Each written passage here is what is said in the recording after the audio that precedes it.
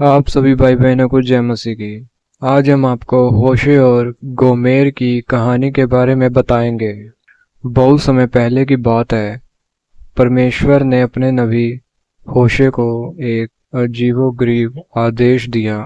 परमेश्वर ने उससे कहा, जाओ और एक ऐसी स्त्री से विवाह करो जो वेश्या होगी, क्योंकि यह देश परमेश्वर के विरुद्ध भारी व्यभिचार कर रहा है। होशे ने परमेश्वर की आज्ञा मानी और गोमेर नाम की एक स्त्री से विवाह किया।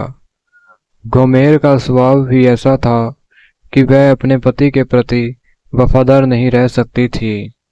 होशे और गोमेर के 3 बच्चे हुए। हर बच्चे के जन्म पर परमेश्वर ने होशे को एक विशेष नाम रखने को कहा और हर नाम का एक गहरा अर्थ था जो इज़राइल देश की आध्यात्मिक स्थिति को दर्शाता था। पहला बच्चा एक बेटा था जिसका नाम इज़राइल रखा गया।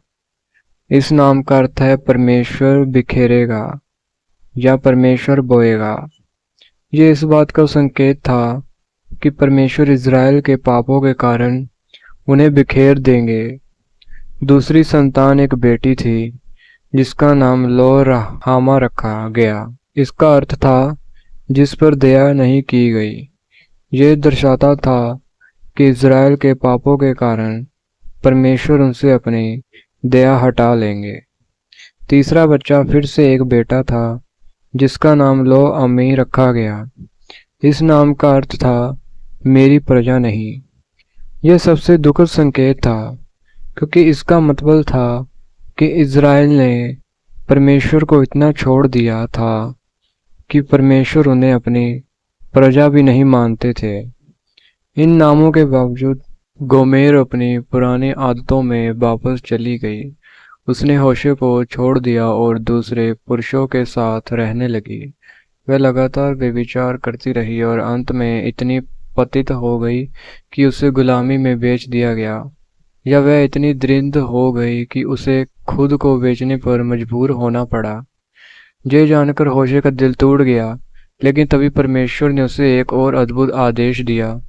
परमेश्वर ने कहा, जाओ उस स्त्री से फिर से प्रेम करो जैसे मैं इज़राइल से प्रेम करता हूँ, चाहे वे अन्य देवताओं की ओर मुड़े और उन्हें प्यार करे।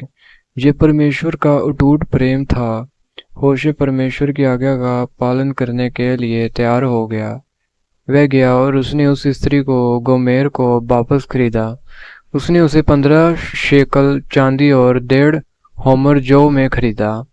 जब होशे गोमेर को वापस घर लाया तो उसने उससे कहा, अब तुम मेरे साथ रहना और व्यभिचार ना करना और किसी अन्य पुरुष के साथ संबंध ना रखना। इस कहानी का गहरा अर्थ क्या है?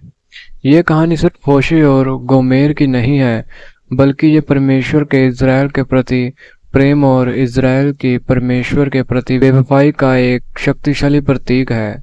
होशे स्वयं परमेश्वर का प्रतिनिधित्व करता था। वह परमेश्वर जो अपनी वाचा की प्रजा से निस्वार्थ प्रेम करता था, भले ही वह उसे कितनी भी बार छोड़ दे। गोमेर इज़राइल राष्ट्र का प्रतिनिधित्व करती है। वह राष्ट्र जिसने परमेश्वर के साथ अपनी वाचा को तोड़ा, मूर्ति पूजा और अन्य पापों में लिप्त होकर उसे त्याग दिया। गोमेर का बेचा जाना और होशे द्वारा उसे वापस खरीदना परमेश्वर के अद्भुत छुटकारे को दर्शाता है। इज़राइल ने परमेश्वर को छोड़ दिया, लेकिन फिर भी परमेश्वर ने उन्हें वापस बुलाया, उन्हें उनके पापों से मुक्त किया और उन्हें अपने पास वापस ले आए। ये परमेश्वर के उस प्रेम को दिखाता है जो कभी हार नहीं मानता, जो हमेशा पश्चाताप करने वालों को दूसरा मौका देता है। यह कहानी हमें सिखाती है कि परमेश्वर का प्रेम असीम है। वह हमेशा अपने लोगों को क्षमा करने और उन्हें अपने पास वापस लाने के लिए तैयार रहते हैं, भले ही उन्होंने कितने ही पाप किए हो। यह परमेश्वर की वफादारी और उनके वादों पर दृढ़ता का प्रमाण है।